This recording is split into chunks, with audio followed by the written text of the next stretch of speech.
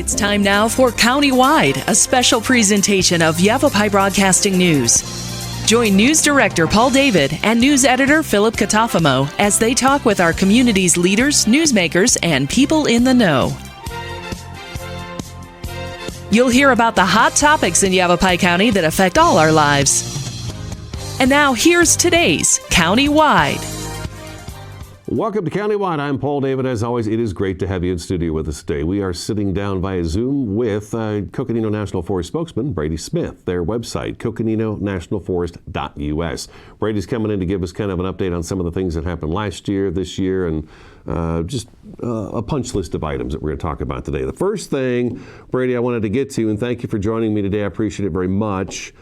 Snow play. We finally got some snow up in the Flagstaff region. It wasn't a whole lot of snow, and it's melted away a lot of it, but that first weekend of that snow, we had a lot of folks come up to do snow play, and Coconino County Sheriff's Office put out a press release the Monday after that first weekend of the good snow play, and they had written like 94 citations of people parked along the side of the roads. 5 vehicles have been towed. And a lot of people were just pulling off the side of like Highway 180 and roadways to go play in the snow. And it becomes a pretty big issue. We have designated snow play areas that people can actually go to, right? We do. There's obviously not enough compared to the traffic that we get up on Highway 180. But we do have places like the first place you come along is Peak View parking area. And it's not a really big area, but it is an option. We do have some places up Highway 180 that are kind of pull-offs at the beginning of Forest Service Road 151 and 794. And then if you go a little bit further, there's a wildlife watchable area there in the Walker Watchable Wildlife parking lot, which is a little bit bigger area, and so people can pull off there. And this year hasn't been as problematic as past years yet, and that's probably because we haven't had a lot of snow consistently. We've just had really 1 or 2 events that were right near each other. So we've had people during those times come up there, and we still see people that are parking, alongside Highway 180. And once one person does it, then another person will follow, and then it just becomes a consistent all the way down Highway 180, at least on one side. I've seen pictures on all the way down, and it is quite the mess. It's funny because we see that all the time. We saw that how it would do that. It progressively got worse at Slide Rock State Park, up and down 89A. And then I'm trying to think of another location where we saw a bunch of vehicles all of a sudden just start parking on the side of the road. And those popular tourist attractions are the areas that we seem to have the biggest problems.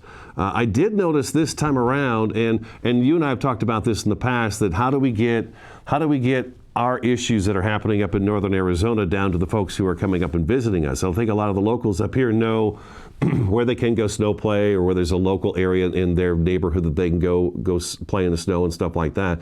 It's the folks coming up from Phoenix for the day or for the weekend to go play in the snow, or come up for any reason, and that we can't get that message out. But I did notice that some of the channels down in the Phoenix area actually did pick up the story because Coconino County Sheriff's Office had written so many citations for the snow play. So maybe the word got out a little bit better down there. I don't know how else we'd get the word out to those folks down there. Yeah, it's always hard to reach the Phoenix market with a lot of the issues that we have in Coconino National Forest, just because of our location. And, we don't have a huge media market here like we do in Phoenix, but we do, get news releases out, and we try to put our messages out on our social media accounts. And a lot of the media in Phoenix in that market follow us on our Facebook and Twitter. So we do put messages out through those kind of ways, but it's always still, even if you were to get all the messages out to the media in your Phoenix market, you're still going to have a lot of people that don't hear it or don't see it. And so there's always going to be that challenge, I think, no matter what you're dealing with in northern Arizona. People are going to come up here, inevitably, even when we have things like in the summertime, when we're in say a campfire restriction, people don't know about it when they get up here, even though we've run it over and over and over way ahead of time, and it's hit the media down there quite a bit. There's still a lot of people that haven't heard about it. So it's just sometimes it's just difficult to get the message out to that audience. How about the garbage? I know years past, people buy the plastic sled, to take it out, they play with it for the day, it's falling apart, and they just kind of leave it behind. Has that been an issue so far this year? Yeah, it's been less of an issue this year than it has in past, but again, I think it's just because we've had a limited amount of people come up just due to not having as much snow so far. But we're taking pretty much truckloads instead of dump loads now when we go to sites. There's still that kind of problem. I know the city of Flagstaff has a sustainability program, where they place some dumpsters at our Peak View parking lot, at our Watchable Wildlife parking lot, for a number of years, and it's helped us out tremendously. And we still will go to those areas and clean up with full dumpsters, and then add to that by 10 or 12 bags that we pick up in those areas. So it's still a problem, and will be for, I guess, as long as there's people playing in the snow. And just throwing their garbage on the ground. I just don't understand that. I thought those days were gone. I don't get it. Yeah, I don't get it either. Yeah, let's go play in a beautiful place, and then throw our garbage on the ground. It always boggles my mind. Okay, so snow play, recreation, do it responsibly. Pick up your garbage and don't be parked on the side of the roads where it could be a danger. The other thing that I know we've talked about over the last couple of winters is winter road closures. Coconino National Forest, typically in the winter time, when the roads are going to be wet and snow covered and everything else, they're going to close the roads down. And I noticed you guys did all that. How goes compliance with that? Because there was a year, last year, the year before, we had a lot of snow, and there were people actually getting trapped out there, pulling gates down, going around gates. And so what's the situation with that this year? Well, we've had a fairly good amount of compliance, but every year we do this, we always have issues where people are cutting off blocks or even damaging gates that we then have to go back and repair. And really, we do this basically to protect the main network of roads that we have, because we always have every year people that want their particular Forest Service road maintained and maybe dragged so that it can be smoothed over, so that the ruts are gone, because that's their favorite camping area, say. And this is the reason we do the seasonal road closures, is to protect it from that weight, especially during times of saturation when there's either snow or rain. And it's a huge effort to go about and do that. So it's not like you can turn it on like a spigot and turn it off. It's a big effort to go and swing all those gates, put all the signage up, and it takes a lot of time and a lot of people to do that, which is why you don't see us open them up for like one day and then close them down for the next. We just call it a seasonal road closure to protect those, so that we don't have a bunch of ruts coming up for the spring and summer season when people really use them quite a bit. We have a limited amount of funds that we dedicate towards maintaining roads every year. We have somewhere upwards of, I think, 2,000 to 3,000 miles worth of roads on our forest, and we have probably enough funds to maintain about 500 miles worth of roads each year. Wow. Okay. And there are specific roads that are maintained every year just because of the main networks that they are. So it's a game of some taking to get those funds allocated to the right places to maintain the right roads. Okay, let's take our first break. Coconino National Forest spokesman Brady Smith in studio with us today. CoconinoNationalForest.us is their website. Stick around. Countywide back in just a couple minutes.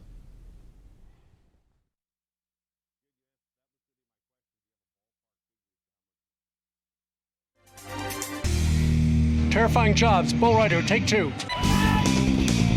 Cliff, this seems like a really terrifying job. Why do you do it? I love protecting the bull riders when they get bucked up. How big are these bulls? 12 to 2,200 pounds of pure muscle. You're not cowed by any of this, obviously. Is there anything that scares you? Yeah, distracted drivers terrify me.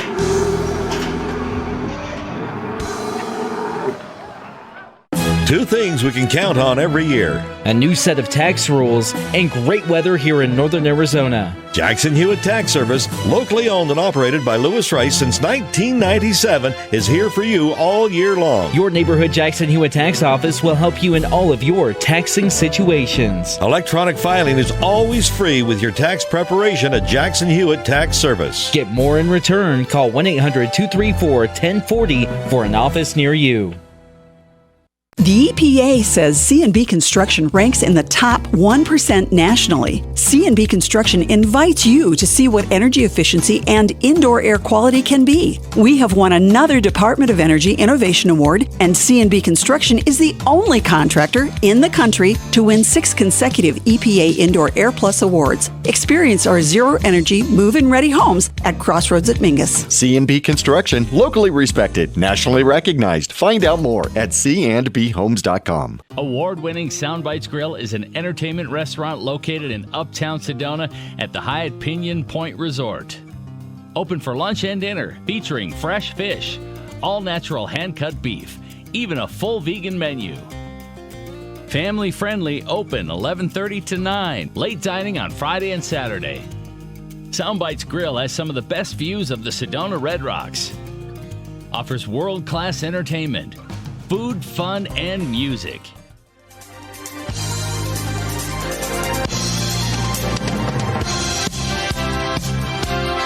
Welcome back to Countywide. Brady Smith with the Coconino National Forest is with us today on the show. We've been talking about snow play, winter forest road closures. Something real quick, if you do go around one of those barricaded road closures and you get back in there and you've got your truck and your camper and your quad and everything else and you get stuck out there, you're going to get rescued from that location, but they are not going to pull your vehicles out of that location. You would actually have to wait until spring to get those vehicles out of that area. So you might want to keep that in mind as well. They don't have tow service on the Coconino National Forest. You don't have garbage service, you don't have tow service. I tell you. Yeah, I mean, we're kind of dropping the ball maybe. I don't know, maybe we should start something like that. Or maybe I should get out of the Forest Service and start a company that specializes in that. I don't know, it'd be a moneymaker for sure. Mud recovery, yeah. Okay, so let's move on to the next thing, and that was you sent out a release, I want to say it was either last week or early this week, about the Mezcal Day Use trailhead work in the Sedona area. That's pretty good to hear because when I was a kid hiking the trails in Sedona, there was never anybody there. You just pull up and park anywhere. And I told you a couple of years ago, I started going down there to meet my daughter, and we'd go for hikes and stuff with my wife, and I could not believe the amount of people that are at all the trailheads in the Sedona area. So hiking obviously has become a very popular thing to do. But Mezcal Day Use is getting kind of a facelift out there. Yeah, it's getting quite the facelift actually, because it's going to turn one of the areas just on the northern side of Long Canyon Road into a really nice usable parking lot. It's going to have about 40 parking lot areas with a couple oversized areas, which will start to take all that traffic off of the side of the road. I know they began construction, I think, this week, and then it's slated to, I think, be done by this summer or this spring. I think it's this summer. And so it's going to really help people with their parking along that area and get that a little bit more cleaned up and give people more chances to park safely out there and have a place to go. Again, the idea is to get them off the main road and not being parked on the shoulder of the main road. You got people walking down the road and in the road, and we see that over and over again, especially in the Sedona area with all the people that recreate there. Yeah, and that area, is also going to have some picnic tables, some trash facilities, obviously, and a restroom. Nice. So it's going to be one of those more developed places where people can go. It's kind of a destination in and of itself if you want to use it. But it also is a great starting point for 4 or 5 of the main trails in that area. I saw Devil's Bridge was in there, and that's the one I've kind of noticed. Between Bell Rock Trail and the Devil's Bridge area off Dry Creek Road, I noticed that was, I couldn't believe the amount of cars that are parked both at the Bell Rock Trail and then also at Devil's Bridge. Lots of the vehicles there. Oh, yeah. Yeah. Yeah, pretty popular spot. Okay, so that's underway. Should be done by spring, summertime, which should be perfect timing for that. Last year, we had that fire over in the Fossil Creek area that was threatening Strawberry, Pine, Camp Verde, and it burned forever. And Backbone? This is the Backbone. The Backbone fire, right? Yep. It caused some damage in Fossil Creek, and Fossil Creek was closed during the fire and then after the fire. I think it's been closed since then. Is it closed right now, or can you go down in there? What is the current status of Fossil Creek? It's currently closed, and it's mainly because it's still a danger for flooding, but the road itself is also impassable. We're repairing 708, which is the main road to go into Fossil Creek. APS continues to work on power lines to replace those in the area. So there's a lot of activity in that area, and we're keeping it closed for public safety. Hopefully those kind of things, we don't really have an exact date when that'll open back up. We're going to have to wait to see what the monsoon for 2022 brings. We might keep it closed through that time, because even though we've seen grasses start growing in that area from the last year's great monsoon that we had, it's still not enough soil and vegetation to really keep it from flooding in extreme measures. So we're going to basically reassess when the monsoon comes around for this year and see if we're going to keep it closed through monsoon.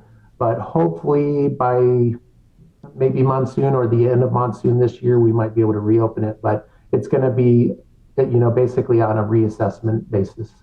Okay, it used to open, what, was it around April, May, March? People could start making because you have to get it's still going to be the reservation system where you get a reservation, you get your tag, and then you can go down in there and park and have that tag on your dashboard. So you're supposed to be down there because of the overcrowding that Fossil Creek had. Correct. We're always open. Fossil Creek used to be, it's always open, but during the months of I believe it was April to October, you had to have a permit during that time. Mm-hmm. Okay. All right. Do you know, did Fossil Creek get hit by the Backbone fire, or did the Backbone fire not get into the Fossil Creek area? It got into the Fossil Creek area, but it was more of a mosaic of burn pattern.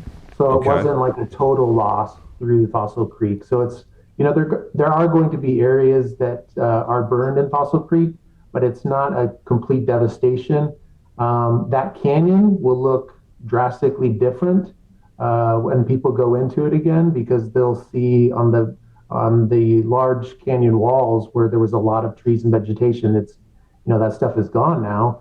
And that was the places that were hit hardest. But Fossil Creek in and of itself wasn't a devastation or a loss. I mean, it was kind of a mosaic of burn pattern. Okay, well, that's lucky. That's real lucky right there, yeah. I noticed the Arizona Geological Survey, Arizona Geological Survey? I saw a tweet from them where they put out a picture from the museum fire burn scar. And it was a recent picture, and it was showing, because they had all those problems this last monsoon through the Flagstaff area with the flooding and everything. They were showing, they had pictures of a hillside that was this nice gradual slope that they were showing. And then after the monsoon, they had the same picture from that same location, and it went from being this nice slope to this complete drop off. And you could see why water would just jump right off of that thing and go racing down. So the Bear teams, they've been through both these locations, and a lot of rehab has taken place in all these burn scars. Is that right? That's correct. And the one that you're talking about specifically with Museum Fire, just to refresh everybody's memory, that was just above Flagstaff. That was in July of 2019. It only burned, I think, 1,900 or so acres, but and that's small comparative to when you hear about these 20,000, 200,000 acre wildfires.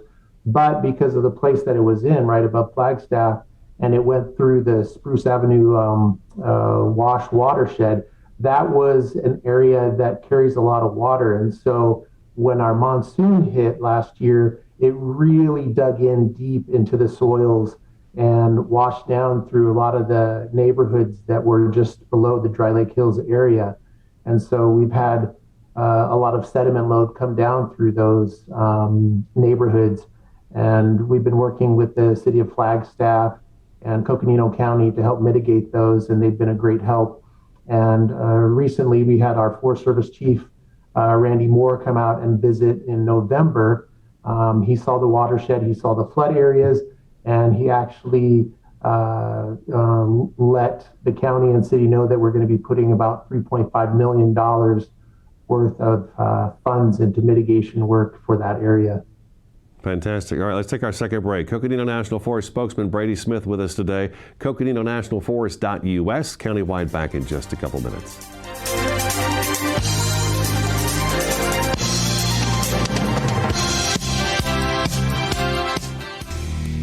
Terrifying jobs. Bull rider, take two. Cliff, this seems like a really terrifying job. Why do you do it? I love protecting the bull riders when they get bucked up. How big are these bulls? 12 to 2,200 pounds of pure muscle. You're not cowed by any of this, obviously. Is there anything that scares you? Yeah, distracted drivers terrify me.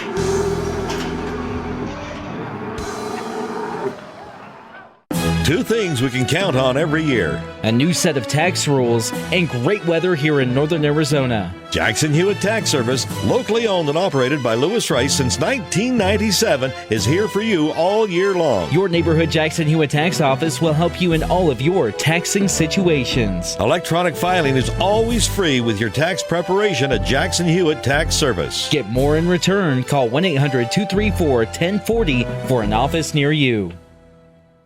The EPA says C&B Construction ranks in the top 1% nationally. C&B Construction invites you to see what energy efficiency and indoor air quality can be. We have won another Department of Energy Innovation Award, and C&B Construction is the only contractor in the country to win 6 consecutive EPA Indoor Air Plus awards. Experience our zero-energy, move-in-ready homes at Crossroads at Mingus. C&B Construction, locally respected, nationally recognized. Find out more at candbhomes.com. Award-winning Soundbites Grill is an entertainment restaurant located in uptown Sedona at the Hyatt Pinion Point Resort. Open for lunch and dinner, featuring fresh fish, all-natural hand-cut beef, even a full vegan menu. Family-friendly, open 11:30 to 9, late dining on Friday and Saturday. Soundbites Grill has some of the best views of the Sedona Red Rocks. Offers world-class entertainment, food, fun, and music.